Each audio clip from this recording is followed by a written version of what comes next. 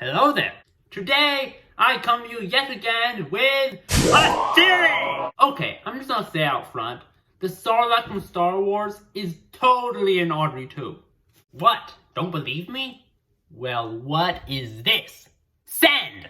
That means it probably lives in a desert. Do you know what also lives in deserts? Camels! Certain types of camels can grow to be 7 feet tall and are good for traveling because they can go a long time without water. Water is H2O. H2O, 7 feet tall. 2, 7. 7 to the second power is 49. Kind of like 1949. In July of 1949, Alan Menken, the creator of the music in Little Shop of Horrors, was born. July is also a month where a lot of people like to go on vacation to the beach. Do you know what's on beaches? Sand! It all makes sense! Although I'm probably onto something there, Camelgate confirmed. That's not really the reason I think the Sarlacc from Star Wars is an Audrey 2. Now the first and most obvious point is the fact that Audrey 2 and the Sarlacc are both aliens that travel through space when they're young in search of inhabitable planets. In Little Shop of Horrors during the song Dadu, Seymour describes how he found Audrey 2. Quote, when suddenly, and without warning, there was this total eclipse of the sun. It got very dark and there was this strange humming sound like something from another world. When the lights came back, this weird plant was just sitting there. Now it's pretty much established canon that the total eclipse of the sun was an alien spaceship, and Audrey 2 is in fact an alien. As a matter of fact, in the 1986 movie, it is flat said in the song Mean Green Mother from Outer Space. In Star Wars canon, when the male Sarlacc reproduces with a female Sarlacc in a not so gentlemanly way, they release spores into the atmosphere which make their way into space in search of inhabitable planets. Once a young Sarlacc finds a planet, it will attach itself to another organism and suck its blood for nourishment. Yes! Young Sarlaccs literally eat blood when they're young. Sounds familiar? We know Audrey 2's also use spores in some kind of way because of one of Audrey 2's lines in the song Supper Time, which is, quote, I swear on all my spores. They also share a bunch of other physical similarities, including roots that they both use as appendages, tentacles that they use to pull things into their mouths, and no visible eyes. And the similarities don't stop at the surface either, because we know that Audrey 2's and the Sarlacc's digestive systems work in a very similar way, evident by the fact that neither leave behind any waste. Ah yes, feces. Everyone's favorite topic. If you have a digestive system and you eat food, you're going to need to poop. It's pretty simple. But Seymour never has to clean up after Audrey 2.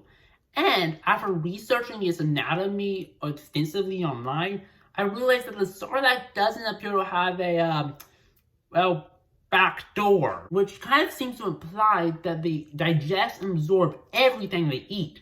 If so, it means that their digestive systems work in a way that's pretty much unique and original to them among animals and plants. Now, you might be like, well, sure, their digestive systems might work the same, but they can't be the same thing because Audrey 2 is a plant and the Sarlacc is clearly an animal. Okay, yes, that is a fair point. Not so fast! Clearly an animal, you say?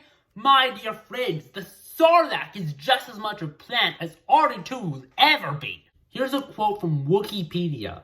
Quote, there was some debate among xenobiologists as to whether the creature was an animal or an unusual carnivorous plant, though most found the creature far too dangerous to merit an extended study of the question. And here's a quote from Monster Wiki. Quote, it possessed the characteristics of both kingdoms, but most scientists prefer the theory that the Sarlacc was a giant plant organism. Data taken from Boba Fett's helmet suggested it was more like a plant. The Sarlacc is a plant! Or at least no less of a plant than Audrey 2, since it too also possesses characteristics of both animal and plant kingdoms. So, it seems like we have a pretty good theory so far. Both are giant alien carnivorous plants that travel through space and eat blood when they're young, and share several physical characteristics, including a digestive system that is pretty much unique and original to them among animals and plants. But we're not done yet! In my last video, I theorized that Audrey 2 has telepathic powers. If you haven't seen it already, the link will be down in the description and you can watch it there. Now, in Star Wars canon, as it turns out, the Sarlacc also possesses telepathic powers. If you are eaten by the Sarlacc, once you are inside its stomach, a network of vessels will puncture your skin. These have a double function. First, they provide you with nutrients to keep you alive as you are, in the words of C-3PO, slowly digested over 1,000 years. And second, they allow the Sarlacc to assimilate your thoughts. From there, it can communicate with you and, by feeding off your fears, put you through psychological torture until you're digested. It is also believed that the victims inside the Sarlacc's stomach can communicate with each other telepathically through this network of vessels. This and the fact that the Sarlacc does in fact keep his victims alive after eating them does kind of fit with Audrey 2. Because in several productions of Little Shop of Horrors during the finale, Seymour, Audrey, and Mushnick, who were all eaten by Audrey 2 during the play, are on stage singing to the audience, but just as part of the plant now. Kind of as if they aren't really dead, but just trapped. But this kind of makes you think, how did Jabba become as rich as he did? And why is Tatooine as desolate as it is?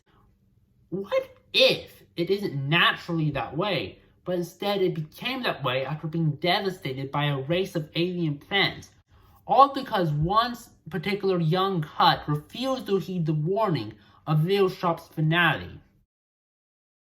Now, there are a few holes in this theory. For instance, the Sarlacc and Audrey 2 do grow and reproduce very differently from each other. And when you do the math out, Audrey 2 grows at a much faster rate than the Sarlacc does. Also, since it's pretty much implied that the solar eclipse in Little Shop of Horrors was an alien spaceship, it kind of seems that Audrey 2's species is way more technologically advanced than the Sarlacc species. But, given the overwhelming similarities that do exist between the Sarlacc and Audrey 2, I don't think it's a too terribly huge assumption to say that the Sarlacc is a subspecies of a much broader Audrey 2 species. But tell us what you think down in the comments. Do you think Audrey 2 and the Sarlacc are the same species? I'd love to hear your opinion on it. And if you like this video, be sure to subscribe because we're going to definitely make more videos like this in the future.